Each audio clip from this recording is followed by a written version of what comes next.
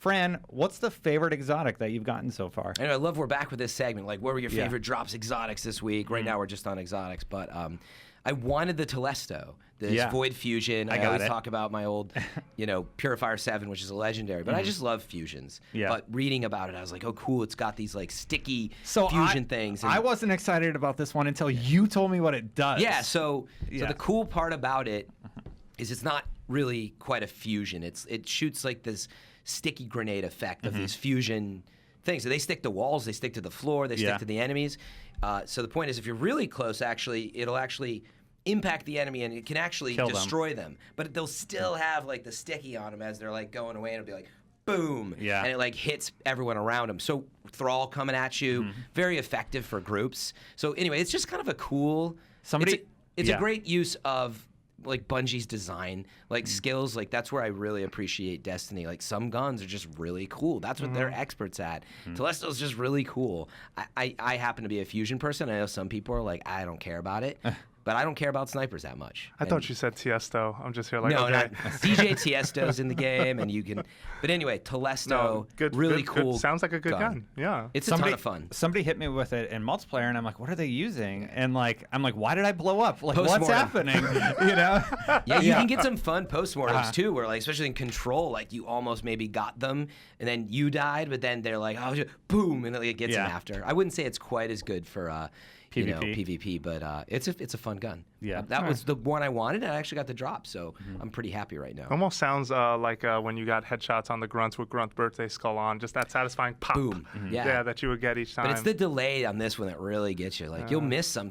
The weird part is like I think pieces of it can miss. So like 2 pieces will hit the enemy, and another 2 hit the wall, and then like they'll sort of hit different area around them. It's got. What if you get really good and you can like mark a bunch of people basically and let them blow up? Yeah, but it's not as powerful, right? Yeah. Like you want to get the power of, I don't know if it's 4 or 5 of them, but anyway, it's a really cool gun. It reminds me of the gun from Halo Reach, the plasma that would lock on and then hit people and then blow up with stickies. Yeah, see, and that's what I mean, right? They have like design skills, and I love that they have some guns that are just clever. Nice. Yeah. But it also has like some other stuff like plus agility when you get some, I think, precision shots and stuff. So it's a nice gun. What about you guys? Jose, you got one? So right now, the favorite is a weapon that dropped for me using a 3 of coin on my Xbox character, which I've gone back to Xbox One. I was not farming. I did. For the record, I don't cheat or cheese unless I get frustrated with something. So I may have done that with this week's Nightfall, but I will neither confirm nor deny. Yeah. But I will say that the weapon that I'm most excited about that I've gotten is a Zhalo Supercell. Okay, I don't have that one. That's the primary, right? Oh, that is an ARC primary. Scout? It has no, I think it's full auto. It's an auto rifle. Yeah, it is an auto rifle. ARC damage based. One of the few primaries I've seen with some sort of damage modifier. What's it do? But the two perks that immediately it's just like yes, persistence. The weapon grows more accurate the longer it's fired because it's one of those guns too that you'll just turn into a bullet hose and try and take something out very quickly. And secondly is bolts from the blue. Double kills with this weapon charge a small amount of super energy and return ammo to the magazine. Well, wait, you didn't even say its main perk. The coolest thing about it. Well, the coolest thing is arc projectiles that have a chance to chain lightning when enemies are close together. So you got a bunch of Thrall or something coming at you. You hit the first one, and it's like, blah, they're all done. So satisfying. Cool. Yeah. So cool. I've been exactly. We've awoken the hive many times now, and we're going to continue to.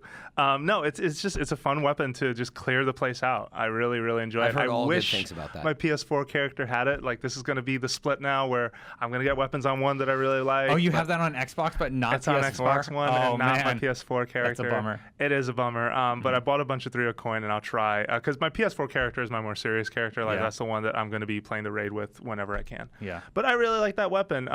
If we have time for gear, I will just say so far I'm excited. I just got this morning the sealed Ahamkara grass. Oh yeah, from Xur, right? Yeah, which I was really happy to see someone on Reddit is just super enthusiastic over this gun. Your name is Echolog. Here's why they're great. Here's why they're great. And it's just the full-on argument of, He's know, like a car salesman. double melee charges. No, read it like melee has a they chance give you double melee charges. Melees have a chance to fully reload your primary. This with is, exclamation.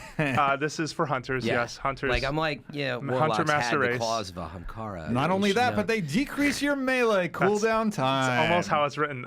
Melee has a chance to fully reload your primary weapon. Hello. That's really good. That's really good. cool. Yeah. Let's see. Decrease melee cooldown time, and they speed up reload times with certain weapons. I like how I read it his more. last point, which I love, they give you claws and biceps made of steel. Just What like can that. I do to put you in the class of Ahamkara today? Yeah. Pre-order now. Is it grasps? Order now. Only 13 strange coins at Zur this weekend only. Exactly. So those are grasps of We're Ahamkara. giving them away. Yes. Sealed Ahamkara grasps. I've always liked Yes. the name Yeah. Ahamkara. It's a cool. name. I don't. I hate saying it. But love it. Destin, how about yourself? Okay, What do you got? so besides the story of getting Black Hammer Year 2 or Black Spindle, somebody said they should rename White Thread or White Hammer or White Nail to White Thread because it's called Black Spindle. I was like, what? Where are you going? Oh, God, I screwed that up. Yeah. Anyway, so I love the story. I love the story of Black Spindle and how you got it. But another story that's kind of told through an exotic quest is Touch of Malice. Yeah. Now, they told us about this one a little bit, and everybody's kind of getting all the calcified fragments because it's part of the quest, and you have to, you have to go kill this witch at the end, and it's really challenging to grab. Yeah, a few buddies of mine hopped in and helped me get it. But this weapon is really interesting. Not only does it have a animation on the actual weapon itself, it's kind of like covered in a cloth, and it has this constantly moving circular thing. But it'll never run out of ammo. What it does instead is it takes your life away. But if you get 3 precision kills in a row, it gives you life back, so it evens out. Basically, you never have to reload it, but you have to balance out your life and your kill precision rate and everything using this scout. Pretty cool. It's a really interesting weapon. I don't know where I'm going to use it, though. Because I'd be too worried about because you can just shoot the ground and you'll just die if you don't reload. Right. Like each bullet is taking life from you. Yeah. And so you have to get these precision kills to get it back, right? Exactly. That or be equipped something where orbs give you life. Yeah. I wish Thorn was like that. Just because I always like wanted the guys PvP. who missed to take a hit. Maybe there's a Thorn Year 2 we don't know about, like this Black Hammer, where there's a risk reward system implemented. Yeah, I mean, I'd have to use it. It does sound like it's like tier 1 enemy style stuff where is it fast? Is it is there an any explosions after? No, the whole thing is the whole draw for it is that you never have to reload. You know? So it's got to be more the tier 1 enemy fast stuff coming at you. You're gonna have a chance to take them out. I assume precision hits with it are pretty strong. So what is it? A scout? Yeah, it's a scout. Yeah. So it's one of those weapons where you can just use it like a regular weapon and reload. But if you're in one of those tough situations where you're going for that kill, it's just I'm just gonna use a little bit of my health and finish the guy off and kill him, before I have to reload. Right. I mean, your health comes back though, right? So you could just switch to secondary, right, for a few and kind of go back and forth. But then I'm assuming it's just a pretty powerful scout. Yeah. But, I mean, scouts, you have a good chance of precision. So for me, design-wise, it's really interesting for me because design-wise, it looks really cool. There's a whole quest line, and it's pretty difficult to obtain. And then, it's really powerful. Cool. Yeah. Wow, those are a nice round of exotics that we all got something different that we liked, actually. And Absolutely. It wasn't the same stuff. Did anyone use the swords much? I haven't got swords yet. I've been using my legendary sword because I'm working on making it an exotic actually right now. I haven't got to use swords at all yet. You guys like them? Oh, they're awesome. Oh, yeah. They're really good for like taking out that boss that we fought for Black Spindle. Yep. That's how I did it. Yes, yeah. I popped a bubble on him and then we all sorted him for 50% damage. The problem we were having is we didn't realize that there was actually a finite number of blights. Yeah. So we were like, the blights just keep coming. Let's just try and kill them really quick. And then because we thought he was making I didn't know that. them. I thought the blights can keep. There's a period of time where they're gone for a while, but I think it comes back. They come back based on his life. Okay. His life percentage. I see. It's queued up. Yeah. We sort of mixed and matched on that, but yeah. Yeah, the only thing that surprised me on swords is that using the melee button is how you should use it. Yeah. And it doesn't have an R2 ability, which at first I was just like, unless you have the exotic. When you get the exotic, that'll come in. But at first, after you've been running sword, for Crota or something like that, or using other swords that have dropped in the game, it's a little bit of a surprise, but it's fine.